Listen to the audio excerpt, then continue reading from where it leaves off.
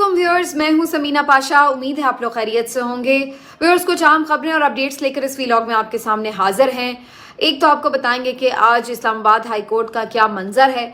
यहाँ पर cipher case के सिलसिले में इमरान खान साहब और शाह महमूद कुरैशी की अपीलों पर समाअत आज हुई है और अभी तक की समाअत का अहवाल भी आपको बताऊंगी। जो कमरा अदालत का माहौल था, जो रिमार्क्स थे और जो बड़ी ज़बरदस्त किस्म से प्रोसीडिंग्स जो हैं आगे बढ़ी हैं, उनके ऊपर आपको अपडेट भी करूंगी।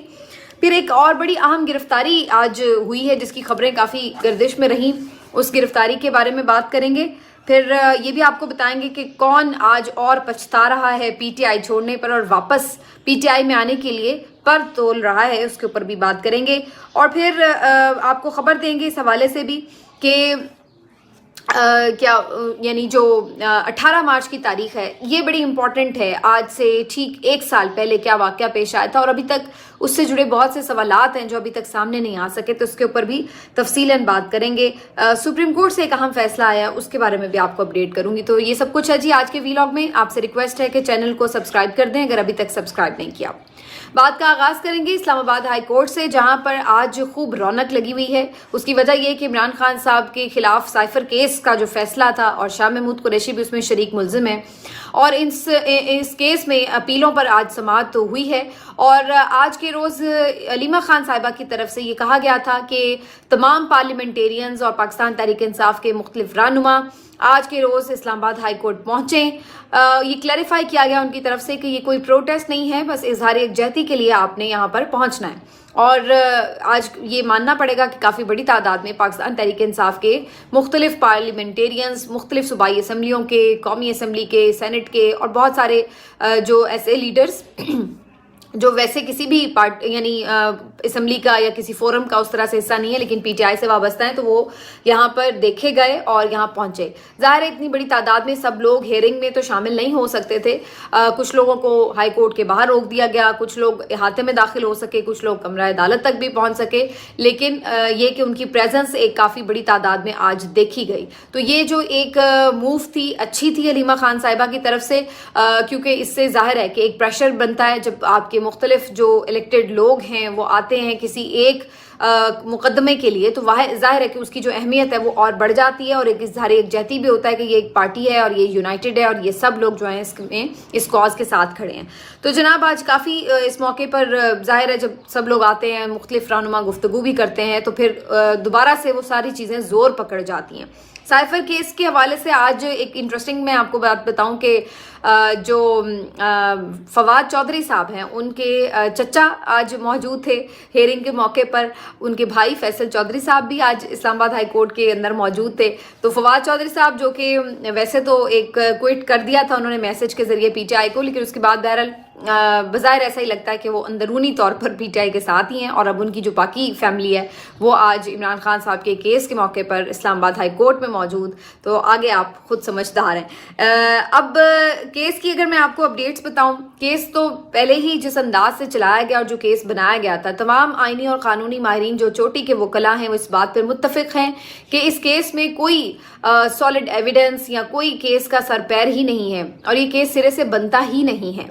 और बहरहाल जिस अंदाज से ये केस चलाया गया, 8 दिन में 25 गवाहों के बयानात कलमबंद हुए, जरा का हक नहीं दिया गया और किस तरह से बार बार ट्रायल को कलअदम भी करार दिया गया क्योंकि प्रोसीडिंग्स उसकी ठीक तौर पे चल नहीं रही थी। तो ये सब कुछ हुआ इस केस में और बस एक जल्दबाजी नजर आती थी कि किसी भी तरह इलेक्शन से पहले इमरान खान को सजा सुना दी जाए और वो सुना दी गई थी। लेकिन असल में केस क्या था वो सबको मालूम है कि केस में कोई जान थी ही नहीं और इसीलिए शुरू में तो इसकी प्रोसीडिंग सारी इन कैमरा ही हुई ऑलमोस्ट। बहुत सारे मीडिया वर्कर्स को तो जाने ही नहीं दिया जाता था।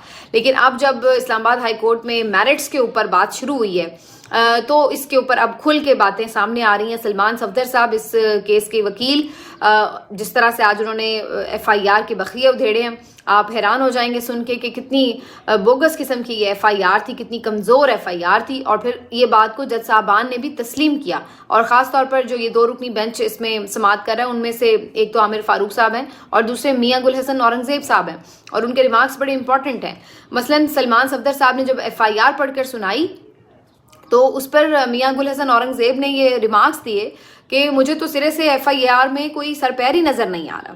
اور پھر اسی طرح جب سلمان صفدر صاحب نے 27 مارچ کے جلسے کی تقریر کا متن سنایا پڑھ کے جو شاہ محمود قریشی صاحب نے کی, تو میاں گل حسن اورنگزیب صاحب نے اس پہ یہ ریمارکس دیے کہ یہ تو صرف ایک سیاسی تقریر ہے. یعنی آپ اندازہ لگائیں کہ جس تقریر کی بنیاد کے اوپر پورا کیس ڈیولپ کر دیا گیا, اس کے بارے میں جج صاحب کے ریمارکس یہ تھے کہ یہ تو ایک سیاسی تقریر ہے اور سیاستدان تو اس طرح کی تقریر کرتے ہیں, اور اس کے اوپر پورا کیس سنا کر آپ نے 10-10 سال کی سزائیں تک سنا دی. یہ حساب تھا. پھر اس میں FIR میں یہ بھی تحریر تھا کہ جی ساری جو یہ سازش بنائی گئی کہ جی سائفر کو یوز کر کے پولیٹیکل مقاصد کے لیے استعمال کرنا ہے, یہ 28 مارچ کی میٹنگ میں طے کیا گیا تھا. جبکہ انٹرسٹنگلی جو جلسہ ہے جس میں تقریر کی گئی اور عمران خان صاحب نے سائفر کا حوالہ دیا تھا, شاہ محمود قریشی نے سائفر کا حوالہ دیا تھا, وہ جلسہ تو 27 مارچ کو ایک دن پہلے ہو چکا تھا. تو یہ بھی کتنی عجیب و غریب بات ہے کہ جلسہ ایک دن پہلے ہو گیا اور سازش بعد میں بنائی جا رہی ہے. تو یہ سارے لوپ ہولز جو ہیں اب میرٹ پر جب کیس سنا جا رہا ہے تو وہ سامنے نکل کر آئیں گے. اعظم خان صاحب کا معاملہ تھوڑا سا ذکر ضرور اس کا ہوا, لیکن اس کو جج صاحب نے کہا کہ ہم بعد میں الگ سے دیکھیں گے. لیکن جو ابھی تک کی پروسیڈنگز ہیں اس میں کوئی بظاہر ایسی چیز نظر نہیں آ رہی کہ کسی بھی چیز کی بنیاد کے اوپر جج صاحب کیسے اس کیس کو ریٹین کریں گے یا اس فیصلے کو ریٹین کریں گے. تو ابھی تک تو کوئی چیز ایسی نہیں ہے, اور پروسیکیوٹر کچھ ثابت بھی نہیں کر سکے. جب یہ بھی بات ہوئی کہ جی سازش اگر 28 مارچ کو بھی اگر بنائی گئی تو کیا ایویڈنس ہے, تو اس کے اوپر بھی کوئی ڈاکیومنٹ, کوئی دستاویزی ثبوت بھی جو پروسیکیوٹر تھے وہ ثابت نہیں کر سکے. تو یہ کیس جس انداز سے چلایا گیا تھا, ویسے تو اس کے چلانے کے اوپر ہی اتنے لوپ ہولز تھے ٹیکنیکل بنیادوں کے اوپر کہ اسی میں ہی یہ کیس فارغ ہو جانا ہے. لیکن اگر اس کے میرٹس کے اوپر عدالت جا رہی ہے تو یہ میرا خیال ہے PTI کے لیے یہ اور بھی اچھی بات ہے, کیونکہ اگر ٹیکنیکل بنیادوں پر کیس فارغ ہوتا تو پھر بھی یہ کہنے کا موقع ملتا کہ دیکھیں جی ٹیکنیکل بنیادوں پر ریلیف لیا ہے. میرٹ پر اگر یہ لوگ بری ہوتے ہیں تو پھر پتہ چلتا ہے کہ یہ basically case he bogus case تھا اور سیاسی انتقامی کارروائی کے محض مقصد کے لیے یہ کیس بنایا گیا تھا. تو یہ ان کی زیادہ میرا خیال ہے لیجٹمیسی ہوگی, زیادہ ان کی بریت جو ہے اس کا فائدہ ہوگا اگر وہ میرٹ کی بنیاد کے اوپر کیس ڈسمس ہوتا ہے تو آگے چل کے. بہرحال ابھی تو کیس چل رہا ہے, لیٹس سی کہ اس کے اندر مزید کیا اپڈیٹس ہوتی ہیں. اب جی آپ کو میں بتا دوں کہ اہم گرفتاری کس کی ہوئی ہے. DGISI سابق DGISI جنرل فیض حمید صاحب کے جو بھائی ہیں نجف حمید صاحب, آج خبر ان کے بارے میں آئی کہ انہیں چکوال سے گرفتار کر لیا گیا ہے. اینٹی کرپشن جو محکمہ ہے ان کی طرف سے یہ گرفتاری عمل میں آئی, اور پھر فوراً ہی یہ خبر یہ بھی آئی کہ جناب انہیں گرفتار کیا گیا لیکن وہ حراست سے فرار ہو گئے, وہ چکمہ دے کر چلے گئے. اور اب یہ بھی عجیب و غریب ایک واقعہ تھا کہ مطلب یہ کیسے ممکن ہے کہ اتنی پولیس سے ایک بندہ جو ہے وہ چکمہ دے کر چلا گیا. کوئی فلم تو ہے نہیں ہے کہ جو آپ اس طرح کی کوئی چیز شوٹ کر لیں. تو یہ بھی ایک بڑی عجیب و غریب خبر تھی. لیکن پھر بعد میں کچھ ذرائع سے یہ خبر شروع ہوئی آنا کہ نہیں جی وہ فرار نہیں ہوئے, وہ پولیس حراست میں ہی ہیں اور انہیں منتقل کر دیا گیا ہے کسی نامعلوم مقام پر. اور پھر یہ بھی بعض لوگ کہنے لگے کہ سرے سے ان کی گرفتاری ہوئی ہی نہیں ہے. تو بہت عجیب و غریب ریومرز جو تھیں وہ آتی رہیں. بیسکلی مسئلہ صرف اتنا سا ہے کہ ہمارا سسٹم اتنا مضبوط اور توانا ہے نہیں کہ کسی بڑے شخص کو بغیر طاقتوروں کی مرضی کے ہاتھ ڈال سکے. آپ میری بات سمجھ رہے ہیں؟ بغیر طاقتوروں کی مرضی کے کسی بڑے شخص کو یہ سسٹم ہاتھ نہیں ڈال سکتا. تو جنرل فیض حمید ہوں, جنرل باجوہ ہوں یا کوئی بھی اور جرنیل ہو پاکستان کا جس کے اوپر کسی بھی قسم کا سنگین الزام کیوں نہ ہو, وہ اس وقت تک کسی بھی طرح قانون کے نرغے میں نہیں آ سکتا جب تک کہ اس بات کو آپ لوگ سمجھ لیجئے کہ جب تک کہ طاقتور خود نہ چاہیں کہ جی بالکل یہ احتساب ہوگا یا یہ لوگ قانون کے کٹہروں میں آئیں گے. تو یہ جو اگر کوئی خوش فہمی میں مبتلا ہے کہ جی آپ جنرل فیض حمید تو دور کی بات ہے, ان کے بھائی ان کو بھی آپ گرفتار نہیں کر سکتے, اور اگر آپ نے گرفتار کیا بھی ہے تو ان کی گرفتاری کس طرح کی گرفتاری ہوگی وہ آپ اچھی طرح سمجھتے ہیں.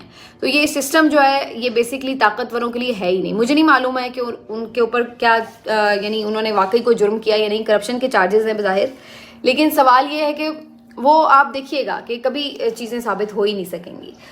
اس لیے یہ اس کے اوپر کیا بات کرنا, ہمارا جو سسٹم ہے وہ اسی طرح کا ہے. یہ صرف سیاسی جو قیادت ہے اس کا خواب خیال ہی رہ جائے گا. میرا خیال ہے کہ کسی طاقتور کو کبھی وہ ہاتھ ڈال سکیں یا میرٹ کے اوپر اس کا ٹرائل ہی چل سکے. ایون بری ہونا یا سزا ہونا تو بعد کی بات ہے, ट्रायल भी इवन नहीं इन कोर्ट्स के थ्रू कभी इनका हो सका।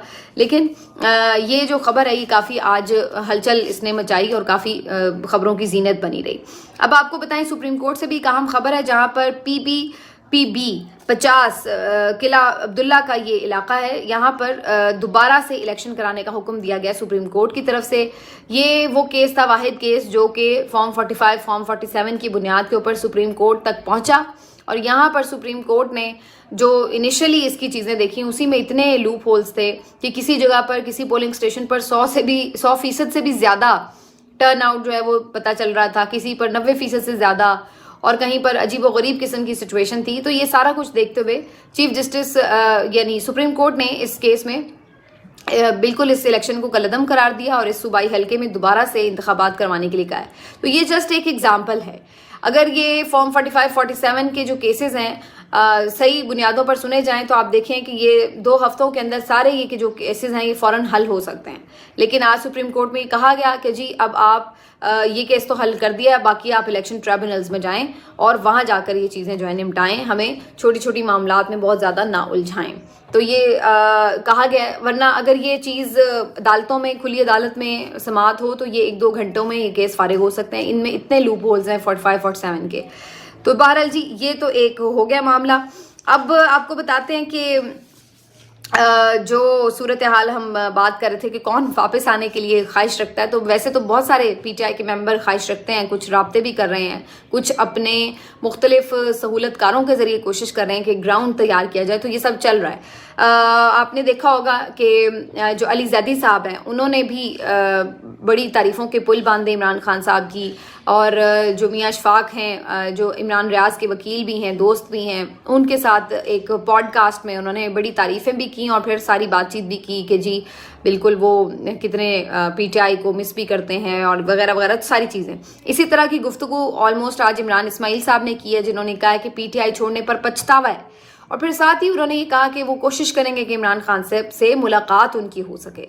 तो ये फिर अगेन वही बात है कि उस वक्त छोड़ दी, दबाव बर्दाश्त नहीं कर सके, लेकिन बुरे वक्त में छोड़ के जाना वर्कर्स के लिए नाकाबिल कबूल है ऐसा शख्स, और वो भी ऐसा शख्स कि जिसने बिल्कुल ही कोई ज़्यादा दबाव बर्दाश्त नहीं किया और फ़ौरन ही जब देखा कि सूरत हाल बदल रही है तो फ़ौरन ही छलांगें लगा दी डूबते शिप से। तो वर्कर ऐसे किसी भी बंदे के लिए राज़ी नहीं है।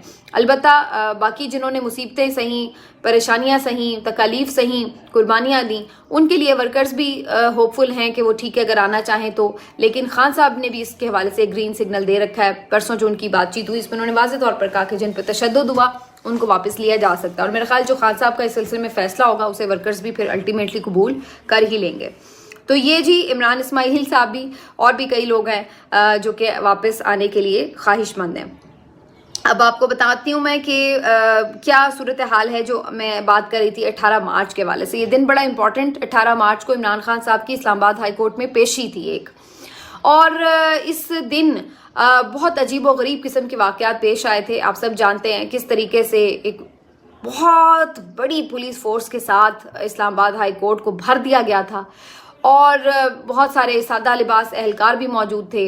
इमरान खान साहब का काफिला जब पहुंच रहा था, रास्ते में ही उन्हें अजीबोगरीब कॉल्स आना शुरू हो गई थी। पता चल रहा था कि जैसे कुछ बड़ा होने वाला है। फिर किस तरह से अवाम साथ में इर्द गिर्द के इलाकों से आए, किस तरह से एक जंगो जदल का माहौल बना। फिर वहाँ से इमरान खान साहब किस मुश्किल से सिर्फ अटेंडेंस लगाने में ही कामयाब हुए, और फिर उन्हें वापस भिजवाना पड़ा, भेजे गए और वो निकलने में कामयाब हुए। और ये सब वाक़या इस्लामाबाद हाई कोर्ट में जहाँ पेश आया, तो वहीं दूसरी तरफ इमरान खान साहब के घर पर ज़मान पार्क के ऊपर भी एक रेड किया गया पुलिस की तरफ से। और ये भी एक अपनी नौयत का अजीबोगरीब रेड था कि उनके घर के दरवाजे को तोड़ा गया, उनके घर के अंदर से बुरे तरीके से लूट मार की गई, और उनके जो मुलाजमीन थे उन्हें तशद्दुद का निशाना बनाया गया। और ये सब वाक़या सारा जो है वो रात को इनके घर पे आया, और फिर इमरान खान साहब रात को 2-2:30 बजे वापस घर पहुंचने में कामयाब हुए थे। तो ये बहुत ही खौफनाक दिन था। वर्कर्स ने भी बड़ी मार खाई इस दिन। पुलिस का बेतहाशा लाठी चार्ज, टीयर गैसिंग और ये सब देखने में आया। بہت سارے رپورٹرز اس میں زخمی ہوئے اور بہت سو کے اوپر مقدمات درج ہوئے. یہ بہت عجیب و غریب دن تھا. لیکن اس دن کو آخر اس طرح سے کیوں بنایا گیا یہ بات آج تک سمجھ نہیں آتی. پی ٹی آئی کا موقف اس کے اوپر یہ کہ اس دن پلان یہ تھا کہ عمران خان صاحب کو خدا نخواستہ قتل ہی کرنے کا پلان تھا. قتل کرنے کا ان کا پورا ایک پلاننگ نظر آ رہی تھی. اور دوسری طرف انتظامیہ کا آج تک کوئی موقف سامنے نہیں آیا کہ اس دن یہ سب کیوں ہوا, کس وجہ سے ہوا. کوئی اس کے اوپر انکوائری نہیں ہوئی کہ یہ اس قسم کے واقعات اگر ہوئے تو کیوں ہوئے. اور اسی وجہ سے چونکہ انتظامیہ کی طرف سے اس کے اوپر ایک مکمل خاموشی ہے تو کوئی بہت سارے سوالات ہیں جن کا کوئی جواب جو ہے ابھی تک نظر نہیں آتا, سمجھ نہیں آتا. مثال کے طور پر یہ بات سمجھ نہیں آتی کہ عمران خان صاحب جو آلریڈی بہت سارے کیسز میں پیش ہو رہے تھے تو اس دن بھی ان کی ایک محض پیشی ہی تھی, تو آخر کیا وجہ تھی کہ معمول سے اس قدر زیادہ پولیس کی نفری اور مختلف فورسز جو تھیں ان کو تعینات کیا گیا تھا. اتنا خوف کا ماحول بنانے کی آخر ضرورت کیا تھی؟ کیوں چھتوں کے اوپر اتنی بڑی تعداد میں پولیس اہلکار موجود تھے جو کہ لوگوں کے اوپر باقاعدہ پتھراؤ کر رہے تھے اور ایک عجیب و غریب صورتحال ماحول تھا جیسے کوئی جنگ ہونے والی ہے یہاں پر. تو اس کے لیے کس نے یہ سب پیش بندی کی؟ کیوں یہ سب کیا گیا؟ کیوں پولیس اہلکار اتنی بڑی تعداد میں موجود تھے؟ یہ کسی نے آج تک اس بات کا جواب نہیں دیا. پھر دوسری بات یہ کہ عمران خان صاحب کا جب قافلہ آیا ہے تو ان کی طرف سے تو کوئی ایز اٹ از یہاں سے کوئی سچ حملہ نہیں ہوا, کوئی پتھراؤ نہیں ہوا کہ جی آپ کہیں جواباً یہ سارا مسئلہ شروع ہوا. وہ لوگ تو آ رہے تھے, جسٹ آ رہے تھے, نہتے تھے. تو کیوں ایک دم یہ اٹیک شروع ہو گیا اور یہ مارا ماری اور مار دھاڑ شروع ہو گئی؟ یہ کسی نے آج تک اس بات کا جواب نہیں دیا. تیسرا یہ بھی سوال ہے کہ آخر وہاں پر یہ جو سادہ لباس اہلکار تھے, مشکوک لوگ تھے, یہ اسلام آباد ہائی کورٹ کے احاطے کے اندر کس طرح موجود تھے؟ کون تھے یہ؟ کس مقصد کے لیے آئے تھے؟ یہ آج تک نہیں پتہ چل سکا. جبکہ اس دن اتنی سیکیورٹی سخت تھی کہ رپورٹرز تک کو اندر نہیں جانے دے رہے تھے. تو یہ لوگ کون تھے اور ان کا وہاں کے کھڑے ہونے کا مقصد کیا تھا یہ آج تک کسی کو پتہ نہیں چل سکا. اسی طرح سے یہ بھی بات سمجھ میں نہیں آتی کہ عمران خان صاحب کی حاضری کے لیے وہاں پر پہنچنا اتنا ضروری کیوں قرار دیا جا رہا تھا عدالتوں کی طرف سے کہ ان دنوں میں عمران خان صاحب کی جتنی بھی سماعتیں ہو رہی تھی کیسز کی, ضمانتوں کے لیے وہ اپلائی کرتے تھے, کچھ بھی ہو رہا تھا تو اس میں عدالتیں تلی ہوتی تھی کہ نہیں آپ پہنچیں, آپ آئیں گے تو آپ کو ریلیف ملے گا, آپ آئیں گے تو. حالانکہ اس وقت بہت شدید تھریٹس بھی تھے اور بار بار پی ٹی آئی کی طرف سے یہ بات کہی جا رہی تھی کہ ان کا بار بار آنا بڑا مشکل ہو رہا ہے, آپ ویڈیو لنک پر لے لیں, ان کی کسی بھی طرح کی اٹینڈنس چاہیے یا کوئی بھی اور طریقہ بنا لیتے ہیں یا کسی سیف جگہ پر آپ ان کی سماعت کر لیں. لیکن اس وقت کوئی عدالت اس بات کے اوپر تیار نہیں نظر آتی تھی اور یہ حکم ہوتا تھا کہ جیسے بھی آئیں, مر کے آئیں, ویل چیئر پر آئیں, سیکیورٹی اپنی لے کر آئیں, جس طرح بھی آئیں, لیکن پہنچیں عدالت, آئیں گے تو بات آگے چلے گی. یہ دنیا کا سب سے امپورٹنٹ معاملہ ہوتا تھا کہ عمران خان کو پیشی پہ لازمی پہنچنا ہے. اور پھر جب عمران خان پیشی پہ پہنچے تو یہ سب ہوا. تو آخر ایسی کیا ناگزیر وجوہات تھیں کہ عمران خان صاحب کی پیشی کو اتنا ضروری بنانا تھا؟ پھر باہر کس طرح پھر اس وقت بیرسٹر گوہر ایوب صاحب بھاگ بھوک کے فائل لے کر آئے اور انہوں نے آ کے عمران خان کا سائن کروایا اور پھر وہ بایو میٹرک ہوا اور وہ فائل اندر لے جا سکے اور پھر وہیں سے عمران خان صاحب کی گاڑی واپس آئی. یہ سب کیوں ہوا اس کا آج تک جواب نہیں. حالانکہ یہی اب عمران خان ہے, یہی عمران خان کے ساتھ سننے والے کیسز عدالتیں ہیں اور آج عمران خان یہ کہتا ہے کہ وہ عدالت میں انہیں پیش کیا جائے, ان کا اوپن ٹرائل ہو, تو آج عدالت کوئی ان کا اوپن ٹرائل کرنے کے لیے تیار نظر نہیں آتی. آج کسی کو اس بات کی پرواہ نہیں ہے کہ وہ کیوں یہاں پر موجود نہیں ہیں. آج ضمانتیں بھی دی جا رہی ہیں انسداد دہشت گردی کی عدالتوں کی طرف سے بغیر پیشی کے, بغیر حاضری کے. تو آج یہ سب کیوں ہے اور ایک سال پہلے یہ سب کیوں نہیں تھا؟ کیوں اس وقت عمران خان کو مجبور کیا جاتا تھا کہ وہ لازم عدالت پہنچیں ہر طرح کے سیکیورٹی تھریٹس کے باوجود, اور پھر ان کے اوپر 2 دفعہ ایک ٹھیک ٹھاک قسم کے اٹیک بھی ہوئے؟ تو یہ سوال آج بھی سوال موجود ہے. اسی طریقے سے پھر یہ کہ اگر یہاں پر تو جو ہوا سو ہوا, عمران خان کے گھر کے اوپر اس دن کیا ضرورت پیش آئی تھی کہ جب وہ گھر پہ موجود نہیں تھے تو ان کے گھر پہ اس دن اٹیک کیوں ہوا؟ کیوں ان کے گھر کا دروازہ توڑا گیا؟ آخر کون سی ایسی ریزسٹنس تھی جو ان کے گھر سے اندر سے آ رہی تھی کہ اس کے لیے باقاعدہ آپ کو اتنی بڑی فورس کے ساتھ ریڈ کرنا پڑا؟ وہاں سے کیا آپ تلاش کرنے گئے تھے؟ آج تک اس بارے میں کوئی وضاحت کسی طرف سے نہیں آ سکی ہے. اور عمران خان صاحب نے اس کے اوپر ایک کیس بھی کروایا تھا جو ان کے گھر کے اوپر ریڈ ہوا تھا, آج تک اس کیس کے اوپر بھی کسی نے کوئی پیش رفت نہیں کی. عمران خان نے جو کیسز کیے ہیں ان کے اوپر کوئی سماعت نہیں ہوتی, اور جو عمران خان کے خلاف کیسز ہیں ان کے اوپر جس طرح سے سماعتیں ہوئیں, جس طرح سے سزائیں ہوئیں, وہ سب آپ نے دیکھا. اور اب جب عمران خان کی اپیلوں کی باری ہے تو پھر ایسے ہی ہم دیکھتے ہیں معاملات لٹکا کے آگے لے جائے جا رہے ہیں, حالانکہ ان کیسز میں کچھ نہیں ہے. تو یہ ایک ساری چیزیں بڑی واضح طور پر سمجھاتی ہیں کہ بیسکلی ہمارے ملک میں کہیں پر بھی قانون کی حکمرانی نام کی چیز نہیں ہے. کہیں پر بھی ہم رول آف لاء کو یا اس طرح سے جو ایس او پیز ہیں ان کو فالو ہوتے ہوئے نہیں دیکھتے. معاملات آئین اور قانون کے مطابق نہیں چلتے بلکہ صرف طاقتوروں کی ول اور وش کے مطابق چلتے ہیں. اگر آپ کا اسٹیبلشمنٹ کے ساتھ طاقتوروں کے ساتھ معاملات سیٹل ہیں تو پھر آپ لندن میں بھی بیٹھے ہوں، آپ کے یہاں پر اپیلیں بھی ہو جاتی ہیں فائل، آپ کو ضمانتیں بھی مل جاتی ہیں، آپ کی ایک ہفتے کے اندر اپیلیں اڑ کے بریت ہی ہو جاتی ہے، سرے سے معاملات ہی ختم ہو جاتے ہیں.